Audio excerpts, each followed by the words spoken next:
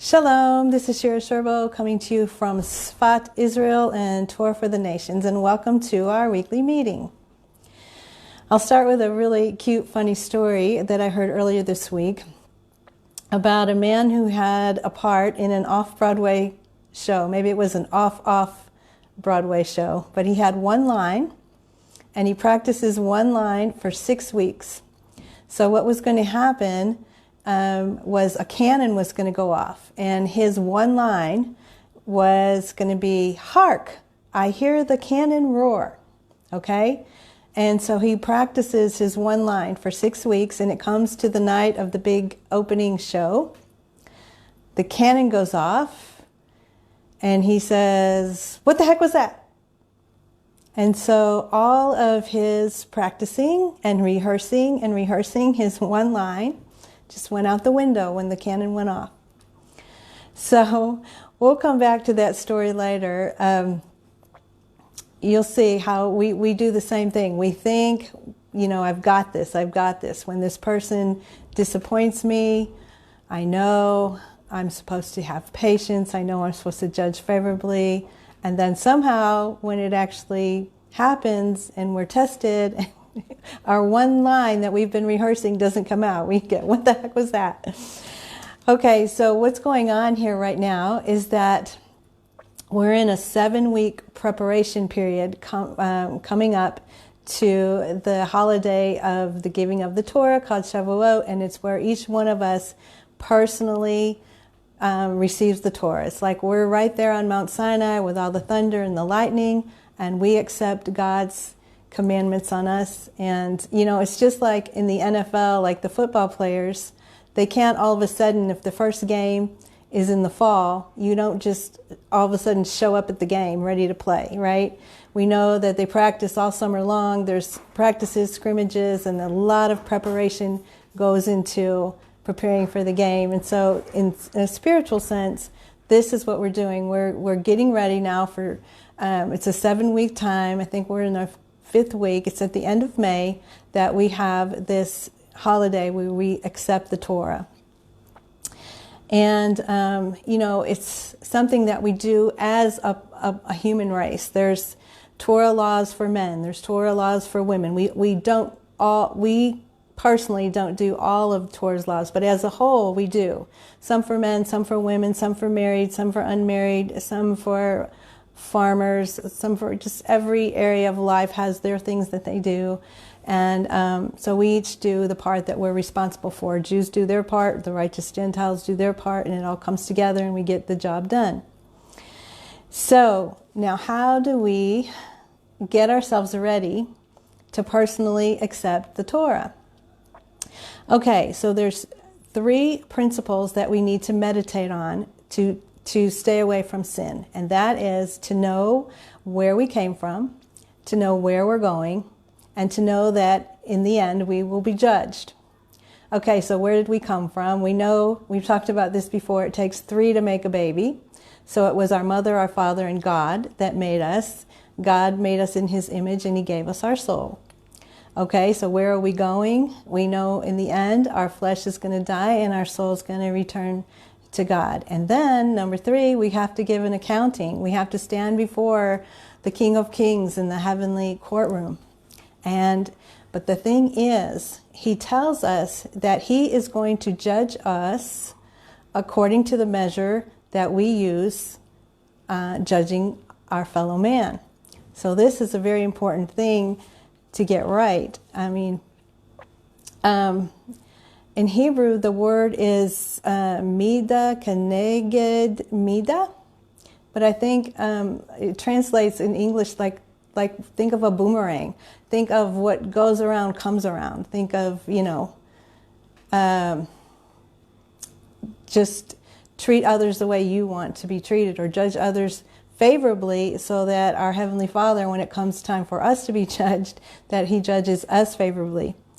So one of the ways that we judge favorably is that we show gratitude for the efforts of others.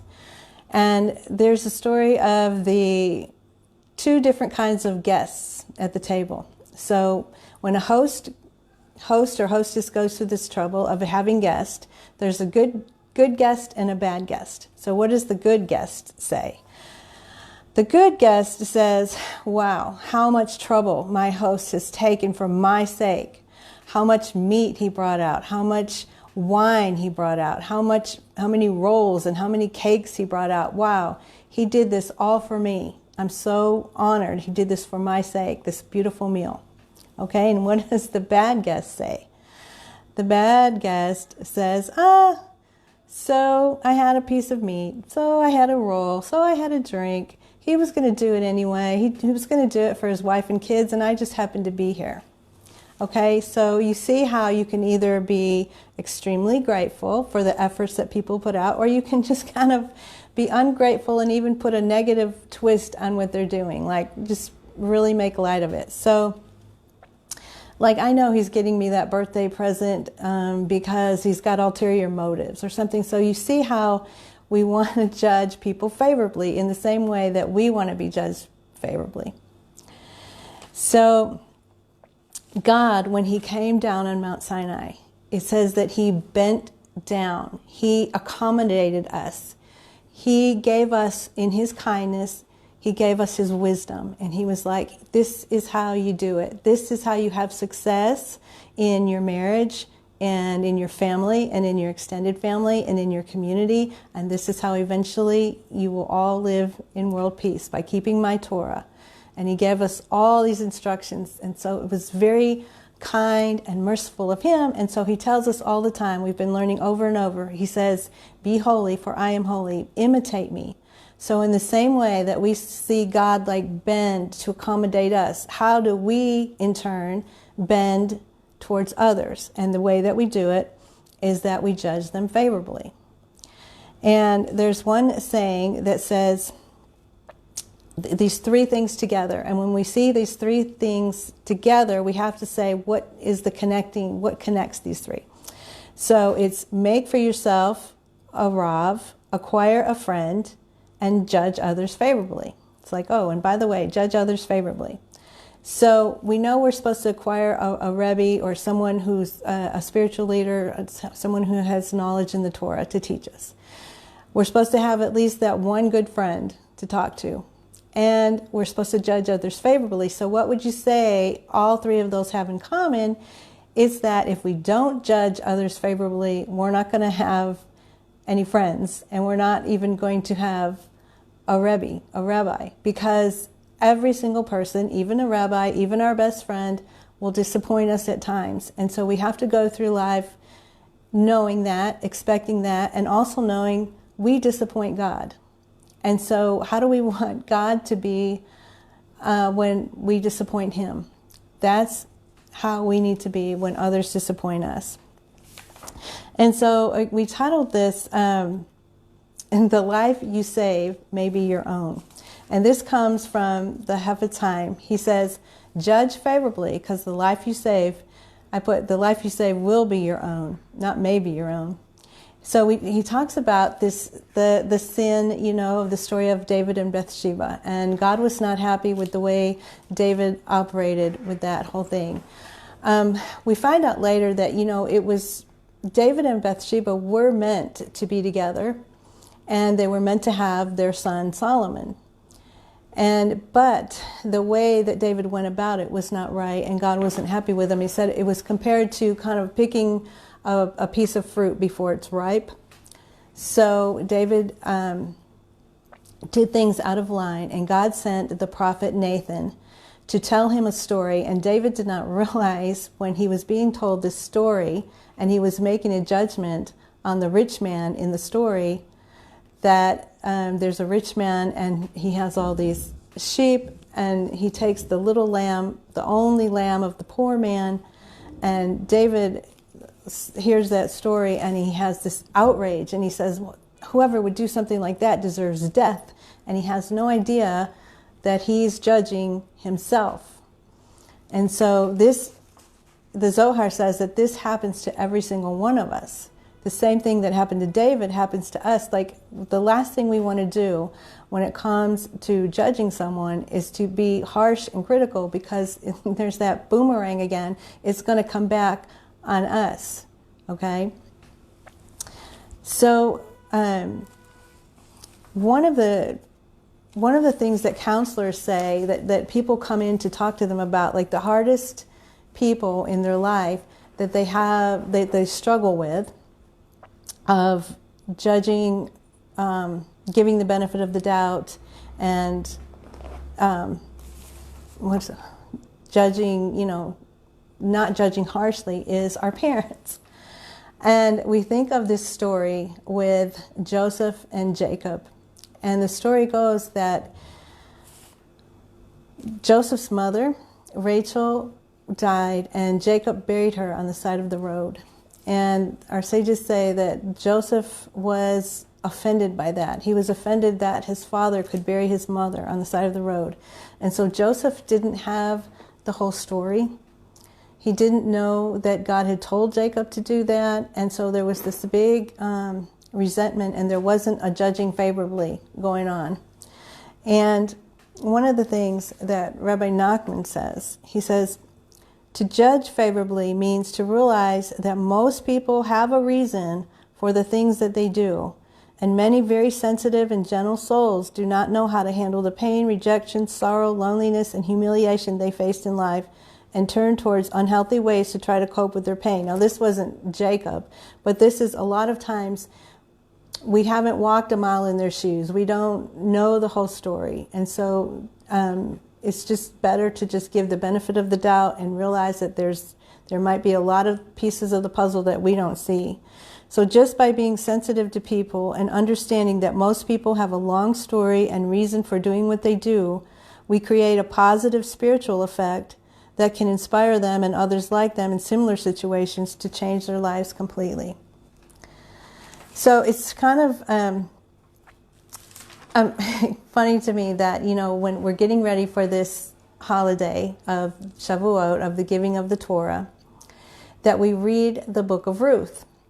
And Ruth is a story about a daughter-in-law and a mother-in-law. And so you know how the comedians, that's like the number one relationship, the mother-in-law, daughter-in-law relationship, that they get the most mileage from. Like, they're always talking the mother-in-law jokes, right? So here, when we have this holiday coming up, where we're supposed to be, perfecting ourselves spiritually, getting ready for the big game, or getting ready to stand on the mountain and say, I do, we're working on our relationship with God, but by doing that, we work on a relationship with others. And so here we read the story about a daughter-in-law and a mother-in-law. But in this story, in the book of Ruth, it's a story that has to do with so much kindness. But it also has this message of kind of what goes around comes around, the boomerang, the midah keneged midah idea of Ruth showed so much kindness to her mother-in-law, Naomi. And at this one point in the story, Naomi had left Israel, the land of Israel, because there was a famine, and she goes to Moab, and everything bad happens. Her husband dies, her 2 sons dies, and she becomes this sad, bitter person. And all she has going for her is this daughter-in-law that loves her, and she says, I'm clinging to you. I want your God to be my God and your people to be my people, and don't tell me to leave you. And so these 2 women, they make their way back to the land of Israel. And there's something very supernatural about this land of Israel. And it started way back when God made a promise to Abraham. He said, you and your descendants are going to come into this land of Israel, and it's going to be like no other real estate in the whole world. This is God's land. And I wanted to read you something. So Ruth and Naomi, they come back to the land of Israel, and they come back, they're desolate. They are homeless. They have nothing to eat. And I'll come back to that. But I just wanted to tell you about this thing that has been promised about this land. In the final prophecy to Moses just before his death, the Lord said to him, This is the land of which I swore to Abraham, Isaac, and Jacob, that I will give it to your offspring. Hence the name, the Promised Land. So it was promised to Israel. The exodus from Egypt and the possession of the land of Israel serve as the historical fulcrum of Israel's covenant with God.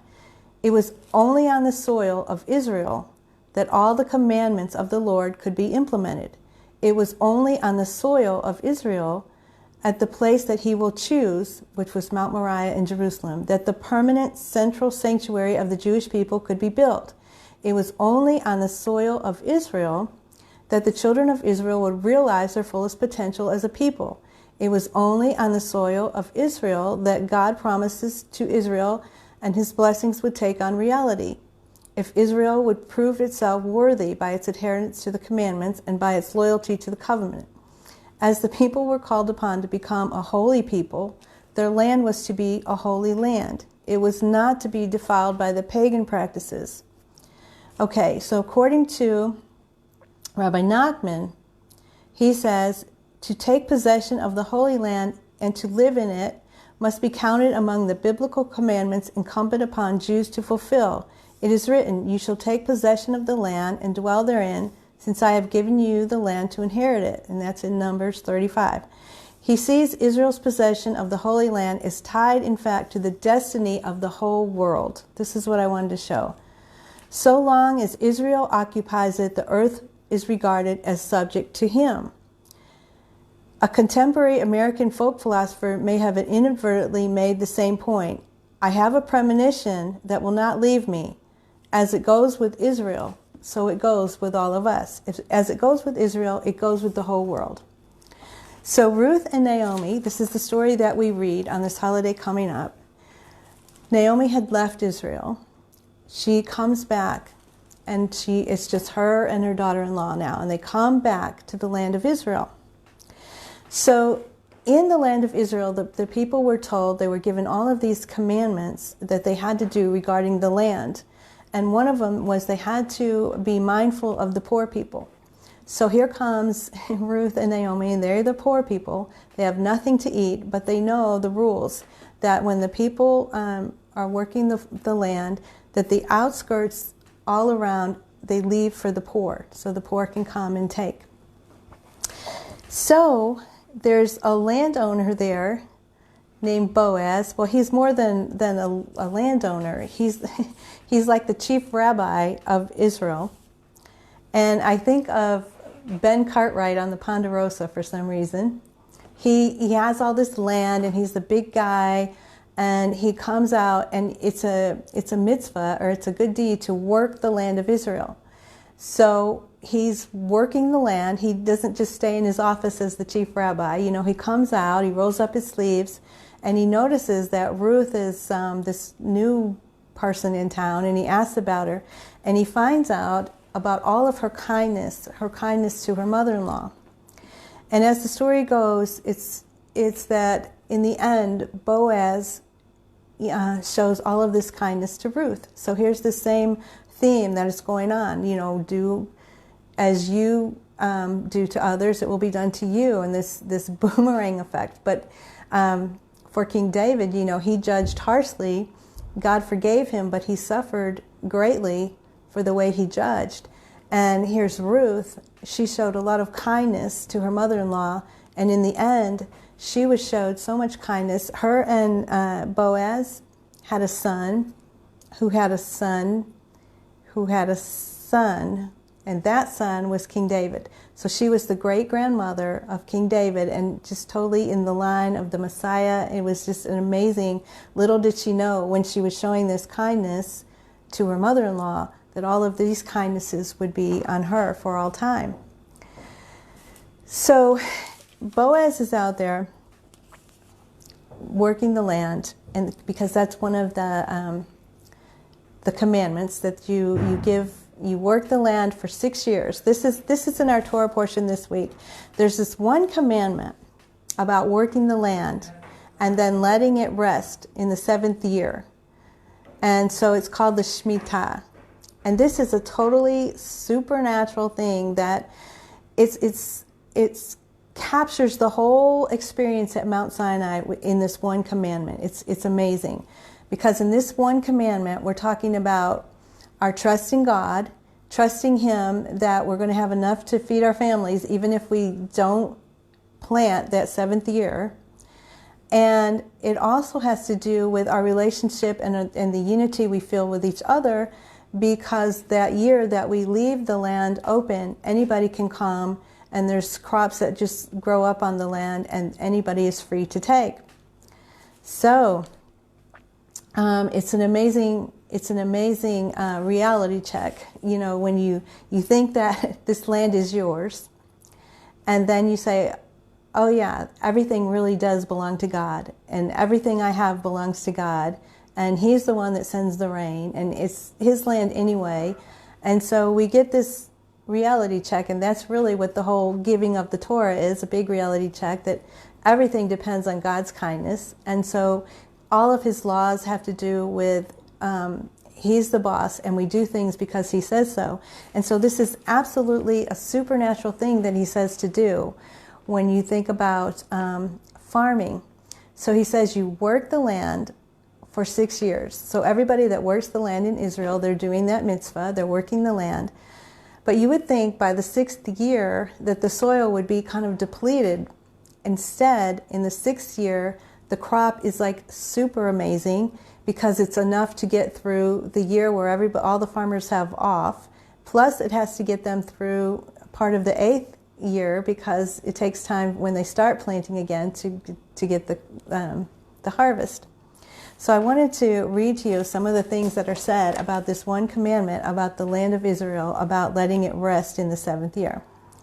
It says, when we toil and labor over crops that we grow, or other forms of income. You can think of any income, you know, whether it's the farmer or just whatever job you have, or any other form of income that we generate, we can grow proud of our achievements and take personal credit for them.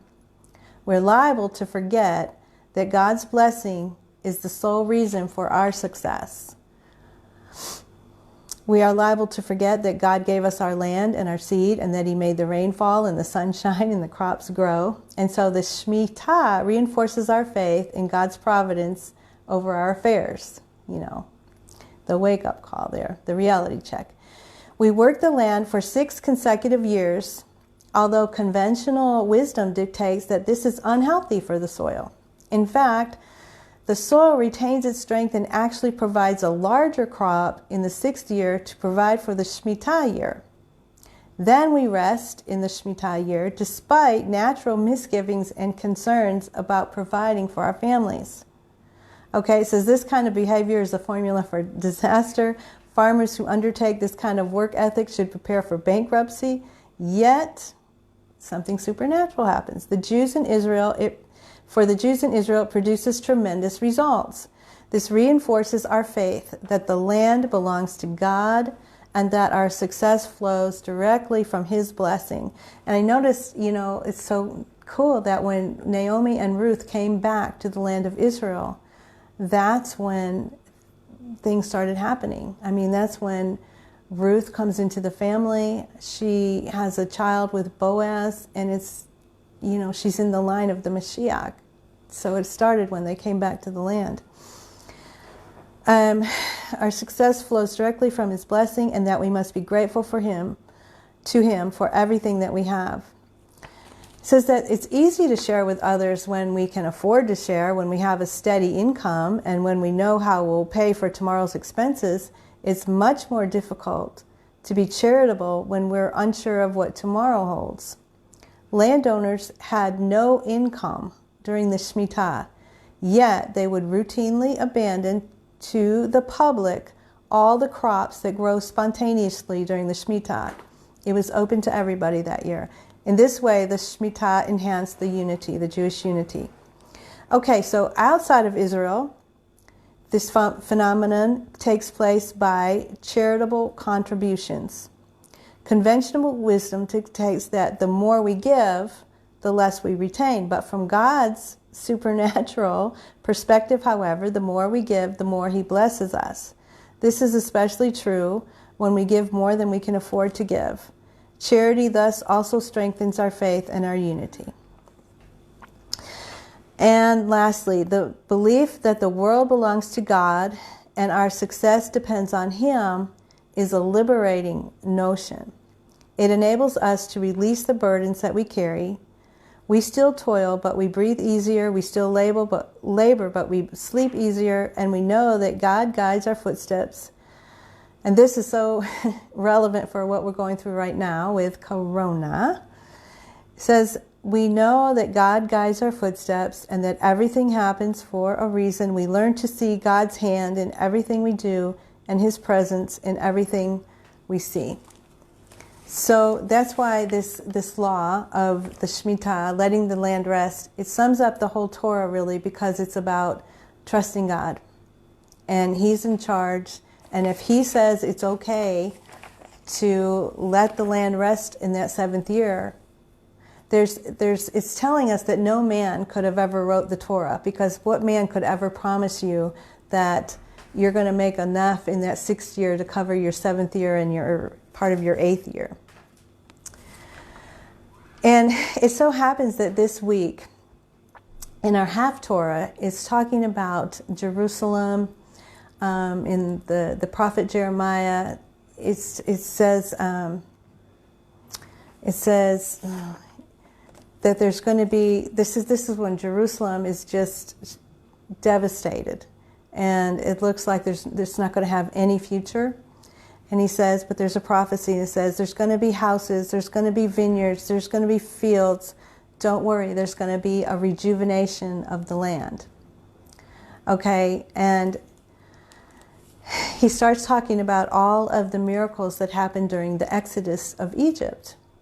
And what we know, though, is that miracles have happened just like the miracles that happened during the Exodus in Egypt. They happened in our lifetime, because starting like after the 6-Day War in 1967, when the people started coming back to the land, it was like the land just responded. You know, they came back to like swamps and dust and dirt and rocks and like nothing. And you see what Israel looks like today, just in such a short time, you know, with all of the things that grow here, all of the technology, the startup nation. And so anybody, you know, with eyes to see sees that it's just as big, or if not bigger, miracle than what happened with Egypt and the Exodus, is what's going on here now in the land of Israel.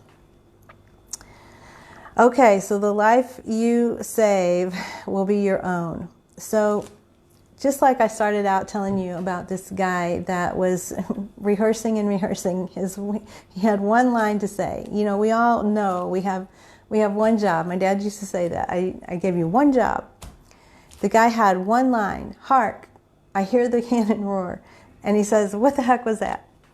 And I feel like that's what we do. Like when we're told, you know, if someone disappoints us, we're supposed to judge favorably. We never know when it's going to happen, but we feel like we're ready for it, and then it just kind of blindsides us, and we say, what the heck was that? Even though we rehearse, I'm going to judge others favorably. I'm going to be patient. I'm not going to let that conversation go negative like it always does.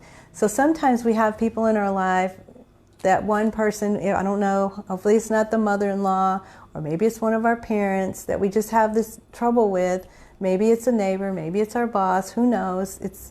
Or sometimes we have usually a good relationship with that person, but then out of nowhere, the relationship can turn bad. So we don't know how it's going to happen or when we're going to be tested with this, but we have to know that it's inevitable that people disappoint us. Even our spiritual leaders, even our best friend. And so we disappoint God, though. That's the thing. And so he's saying when we stand and we're judged, that same criteria, that midah keneged midah, that boomerang, is going to be used. The criteria, the way that we judge others is going to be used for us. So that's an important thing to remember. And so, anyway, that's what's happening here. We're getting ready to each personally receive the Torah, working on our character defects. We're going to read the book of Ruth about her kindness and how that kindness came back to her. And everything special that happens in the land of Israel. You know, the promises of God, and that which really sums up the whole Torah that we're taking on.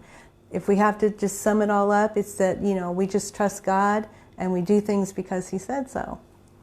And we each have our part to play. We each take on the commandments that are for us, and we'll get the job done. And that's how, this is our best hope for world peace.